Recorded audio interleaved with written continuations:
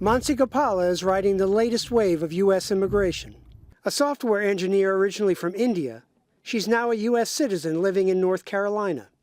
At a recent Indian Independence Day celebration, Governor Pat McCrory encouraged more people like Gopala to settle here. This is the best of America. This is the best of India. We work together. We learn together. We can pray together. The Mexican border has dominated the public conversation this presidential election. Calls to send the 11+ million unauthorized immigrants home and build a wall like this to keep them out. But government data show that immigrants today are more likely to look like Gopala, Asian and highly educated. Recent census figures show India and China eclipsed Mexico as the top sources of U.S. immigrants, documented and undocumented. Growing up in teeming Bangalore, India's high-tech capital, Gopala's first taste of American culture was from watching Star Trek on TV when she was 6. If there is a possibility of building a USS Enterprise, the best chances are in America. If a cure for cancer be found anywhere in the world, I think the best chances are in America. Millions of others chose a different path to America. This man crossed the Mexican border illegally 19 years ago and settled in North Carolina. He asked that the AP not give his name or exact location because he is concerned about possible deportation. But he wanted people to see his face and hear his story. With little English and just 6 years of schooling, his options were limited. Like so many of his countrymen, he ended up in the tobacco fields. Hot days, cold days, and rain days, we need work. No stop. 2 years later, his wife and 2 children joined him. They also had to work in the fields.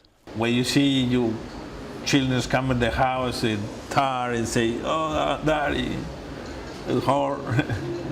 More Mexicans left the country than came in recent years. But Dan Stein of the Federation for American Immigration Reform says rampant importation of labor on both ends of the spectrum is what's killing the middle class.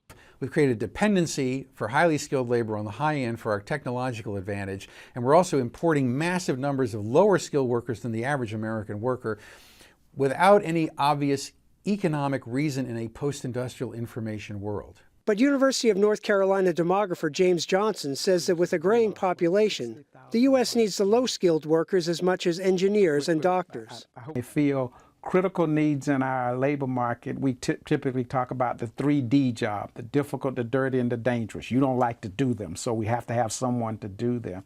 The Mexican immigrant is thankful for what America has given him, but he says he has also given back. 2 years ago, he left the tobacco fields and opened a Mexican grocery and restaurant in his adopted hometown.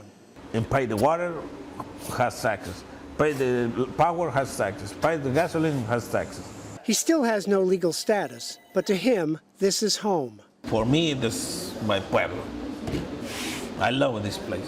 Gopala became a citizen in 2013. She says President Obama's words in the letter accompanying her certificate express her feelings better than she ever could. You represent the promise of American dream, and because of your determination, this great nation is now your nation. She's convinced diversity is America's greatest strength, and she hopes her adopted country will keep moving in that direction.